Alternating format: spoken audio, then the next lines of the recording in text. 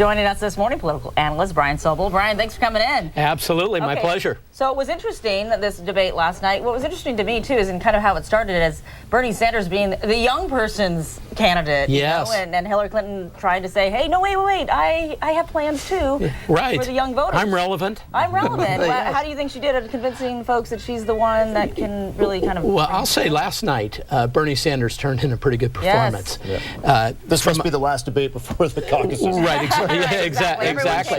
It's the last one before the caucuses and New Hampshire. So this is it. And I thought he comported himself very well. You know, he's really learned to make very concise responses that have a lot of content.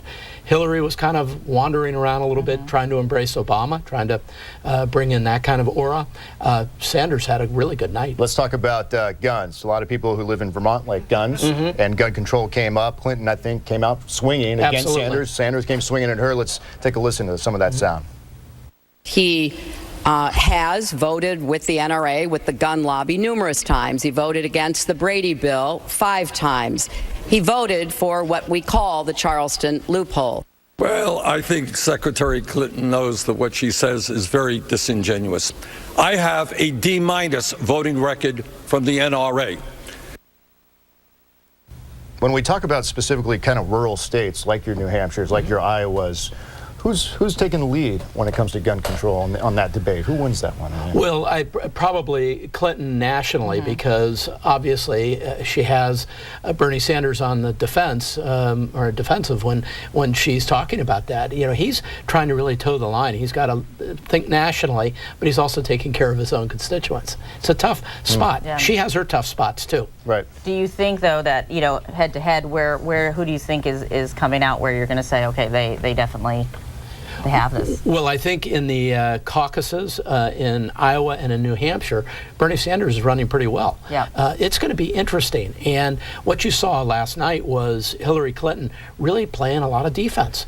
And it did seem like that, didn't it? That she was responding instead of... Yes, well, he's getting ground on it. Absolutely. And Brian, what happens here if Bernie Sanders ends up being a much more formidable challenger than Hillary ever expected? More money, more attention to him, to knock him back. What she wants to do right now, Sal, is start moving to the middle, to start bringing the crossover votes from the Republican side of things. She's not going to be able to. She's going to have to handle this problem. She's going to have to stay to the left to attract the base. Absolutely. So that's going to elongate her need to do that, and that doesn't work well for her. So someone's name came up last night, and that was Bill Clinton. Yes. And Bernie Sanders seemed pretty annoyed by one question regarding that. He was asked if he had regrets having said that Bill Clinton's past sexual indiscretions were deplorable. Here's what the answer was. Yes, his behavior was deplorable. Have I ever once said a word about that issue?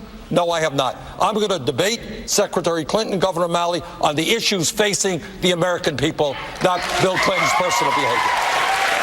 When people go to the polls, are they going to have Bill Clinton in the back of their mind and what he was doing in office? Well, Bill Clinton is a known character in American history. Did you notice one thing, though? What? As he was talking about Bill Clinton's deplorable behavior, did you see Hillary Clinton? Behind him. She was nodding the whole time. Yep. I thought, how ironic. With a little grin. With a little grin. I kind of looked at that and said, wow. But don't you think, I think this is one of the things that I've noticed, that every time he kind of, pushes something off, whether it's emails, whether it's Bill Clinton say, he puts himself on this high road and he says, I'm not going to go there. Right. And it makes him even more likable, I think, to Democrats on that side, as opposed to taking that opportunity to just kind of... Well, I think what Sanders said even later in the debate is, I want to stick with the issues.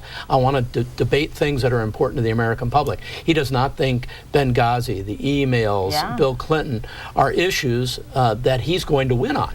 Seems people that I talk to think that he has great ideas, but the problem is when they go into vote is whether or not he can actually execute them when he gets to office, whereas Hillary Clinton and her history as a U.S. Senator and Secretary of State can execute that. Well, possibly. But the bottom line is that I think when you watch a Bernie Sanders, he's forcing some of the debate just as Trump is on the Republican side when you think about it. You know, speaking of the Republicans, okay, so let's put Brian's crystal ball to work.